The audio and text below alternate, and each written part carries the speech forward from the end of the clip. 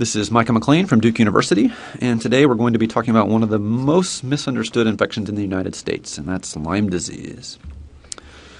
Our learning objectives are going to be to identify areas where Lyme disease is endemic, to know the objective findings which suggest Lyme disease, to understand when and how to test for Lyme disease and when not to, and then to get a feel for some of the standard treatment regimens for this challenging disease. As you can see, Lyme disease is by far the most common tick-borne disease we have here in the United States. These are 2012 reporting numbers, and they almost certainly underestimate the true burden of disease since they only represent those cases that actually get reported to the public health departments. But even so, you can see that Lyme disease is a real problem here in the U.S., and these actual numbers are estimated to be somewhere between the reported number, which is around 33,000 in 2012, and somewhere near 10 times that number, depending on which sort of area of the literature you read. So really a common disease here in the United States. Lyme disease is caused by a spirochete, Borrelia burgdorferi, here in the United States, although there are other Borrelia species that cause this disease around the world. Lyme disease is transmitted in the United States primarily by the tick vector Ixodes scapularis in the eastern and northeastern United States, but less commonly by related tick species such as Ixodes pacificus out west. You can see the distribution of Lyme disease here, and the vast majority of these cases are found in the northeast and upper midwestern United States. And this generally coincides with the areas where the tick vectors are found, as well as the location of the natural reservoir for Lyme disease, which is predominantly the white-footed mouse. Lyme disease is very frequently mischaracterized as a nonspecific mimic of other disease states.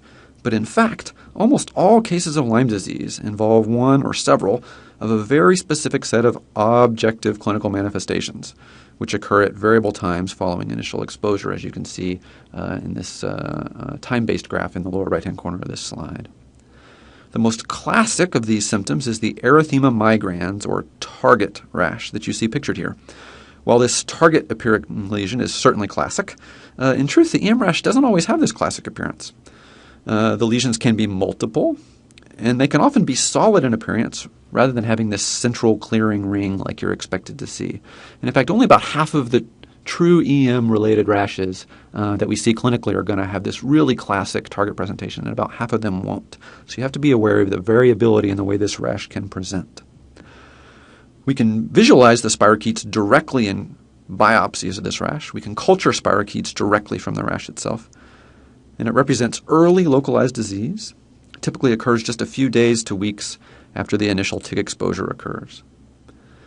After this initial phase, the spirochete can also disseminate and cause other early clinical symptoms, which most classically are going to be meningitis with an objective inflammatory CSF, cranial neuropathy with objective exam findings such as the facial droop, classically seen in people with cranial nerve 7 involvement. And you can also see an inflammatory carditis, which typically has clear objective EKG findings, the most common of which is going to be AV block, and which can be very severe and require hospitalization for monitoring for progression of the AV block into life-threatening arrhythmia. As depicted here in the time course graph, later in the course, if untreated, patients can develop late disseminated sequelae, such as the classic arthritis of Lyme disease and other neurologic syndromes, all of which have objective findings associated with them. The arthritis that we see in Lyme disease is classically a single large joint like the knee, although it can rarely involve multiple joints. It's an arthritis with objective effusions, objective signs of arthritis, and actually typically starts with swelling out of proportion to pain. So these aren't patients who come in saying all of my joints hurt, but they're not swollen. These are patients who come in with swelling in the joint that initially have a relatively minor amount of pain associated with it, although this can obviously increase as time goes by. In terms of the neurologic sequelae of Lyme disease, in late disease we can see a chronic encephalomyelitis, which again has objective findings of an inflammatory CSF, or we can see a mononeuritis that can also present as a multiplex, mononeuritis multiplex. And very rarely we see some neuropsychiatric syndromes are reported in some individuals, although these are fairly uncommon. Importantly, all of these late findings of Lyme disease have objective findings associated with them, whether that's study of the CSF, if you suspect that central nervous system disease is involved, or by nerve conduction or EMG studies if you suspect peripheral nerve involvement. So again, you're looking for objective findings of disease, Subjective findings, meaning with no objective changes, are not typically suggestive of Lyme disease. It really tends to do a number and cause severe damage in the areas where it's involved. And you can pick these up using objective measures of disease. Very importantly, in about 10% of cases, Lyme disease can be complicated by co-infection with either Babesia or Anaplasma species because they all share the same tick vector and the same general geographies in terms of transmission risk. This is really important because the symptoms of those acute infections, Babesia or Anaplasma, can complicate your clinical picture. And while Anaplasma can be treated by some of the antibiotics we usually use to treat acute Lyme disease, like doxycycline, Babesia infections are not covered by those antibiotics. Since, remember, as we talked about in our other lecture, Babesia is a parasitic infection. So these routine antibiotics are not going to treat that disease process. So the presence of these pathogens can change our treatment approach.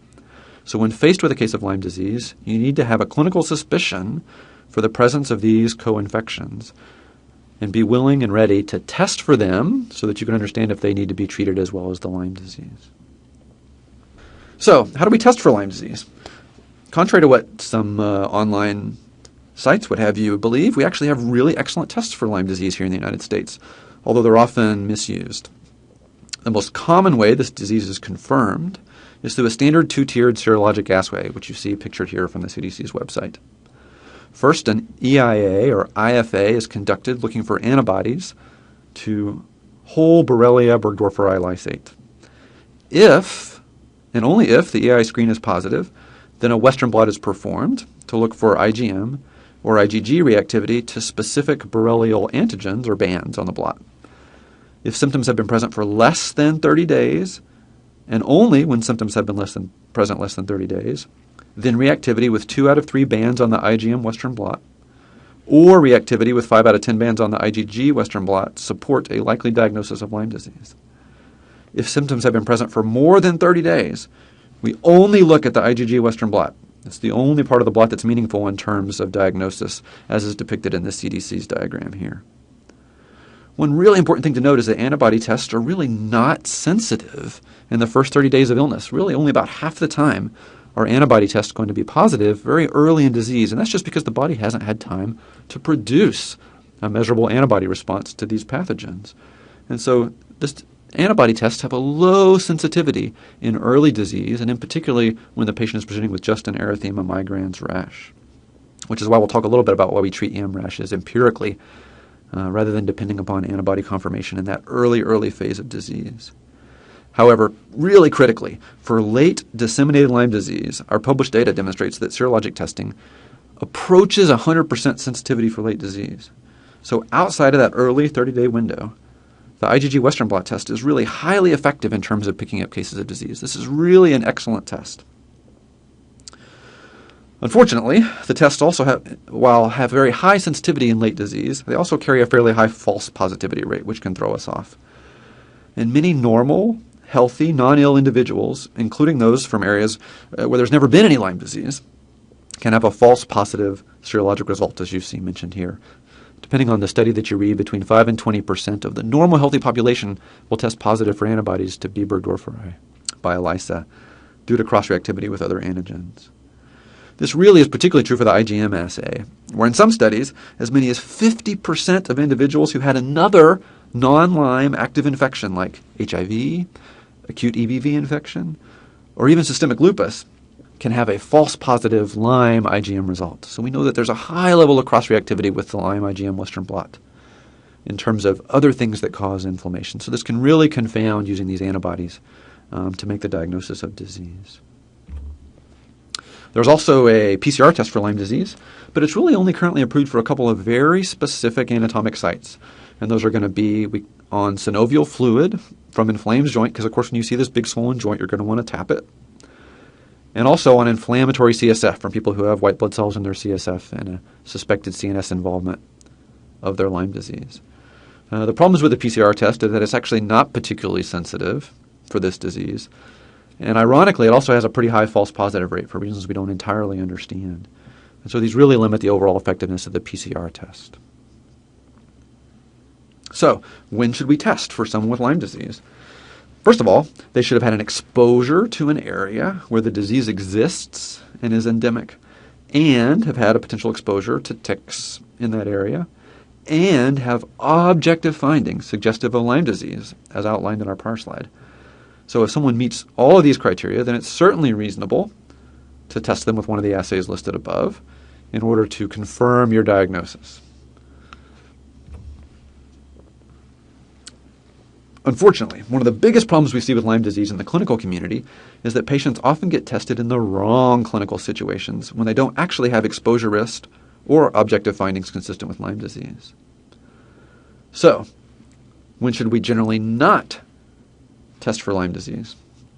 First of all, in patients in an endemic area who have an erythema migrans rash. So why would we not want to test these people? Because they seem to have a very high likelihood of having Lyme disease if they're from an endemic area and have a rash that looks like Lyme. Well, as mentioned above, serologic testing in this group is not particularly good. It's very insensitive. It's going to miss a lot of cases of disease. So your clinical diagnosis of probable Lyme disease in that setting is going to be sufficient to guide empiric antibiotic therapy. And if you have someone with an erythema migrans appearing rash from a Lyme endemic area, you should just go ahead and treat them. And there's not necessarily a need for having a serologic confirmation. You can certainly test these individuals at a later time in order to confirm your diagnosis, but not to rule out Lyme disease and not to guide treatment decisions, because again, you're going to treat them empirically when you come across this clinical scenario. The second situation where testing is generally not indicated is going to be in asymptomatic patients from endemic areas.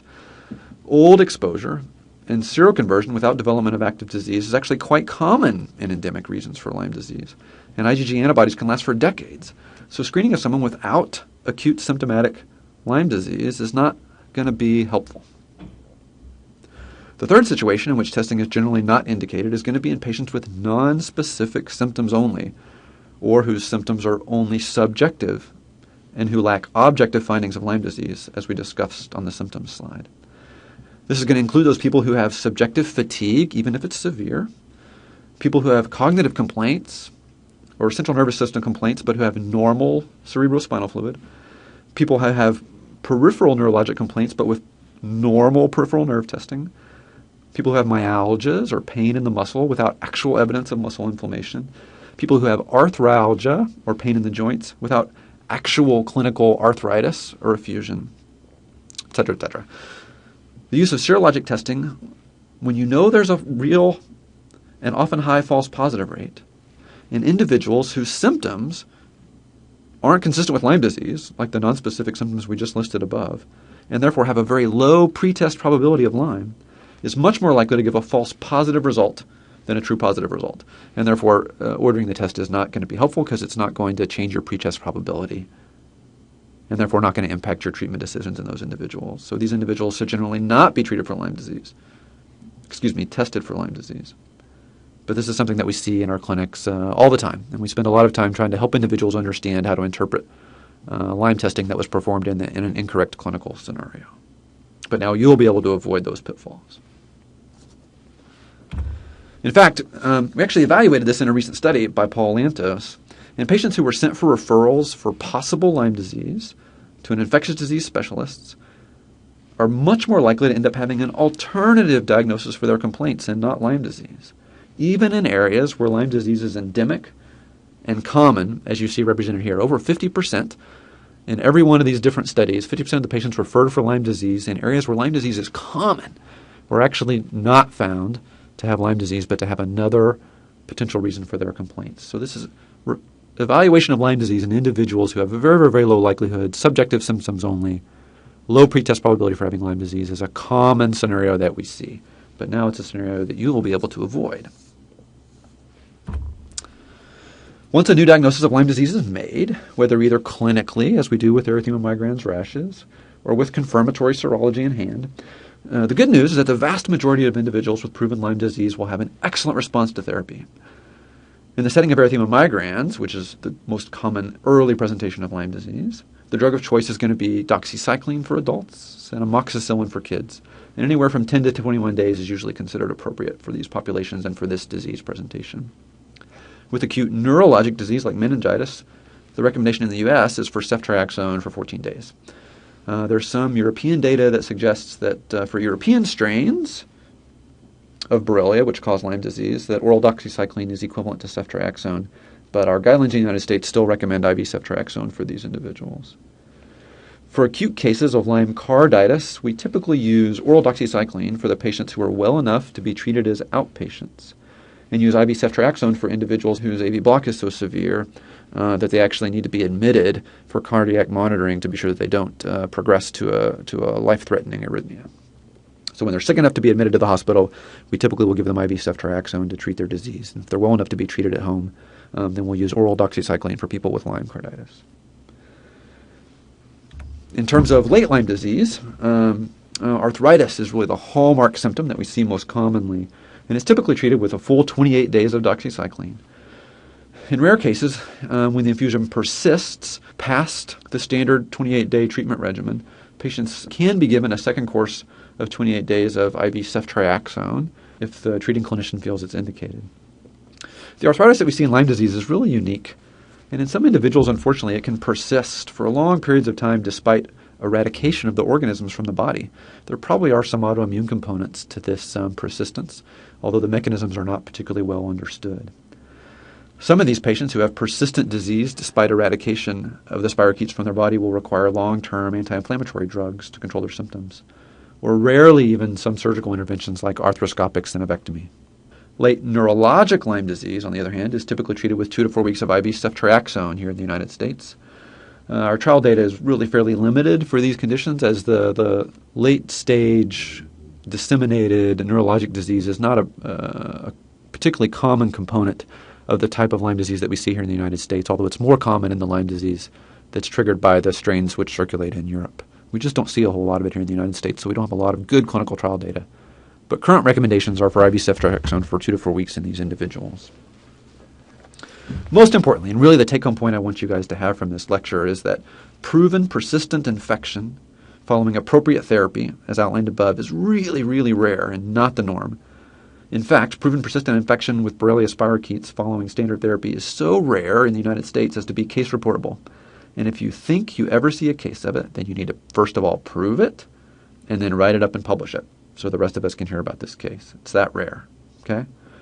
Symptoms can be slow to resolve, and in some individuals, particularly those with neurologic damage or joint damage, sometimes the damaged tissues never heal. As we know, it's difficult sometimes to heal joint space from trauma or infection or inflammation, and sometimes nerves don't heal at all. So sometimes the symptoms can persist for a long time following appropriate antibiotic therapy. That's not necessarily an indication for a need for further treatment of infection per se. It just represents the fact that sometimes symptoms are slow to resolve.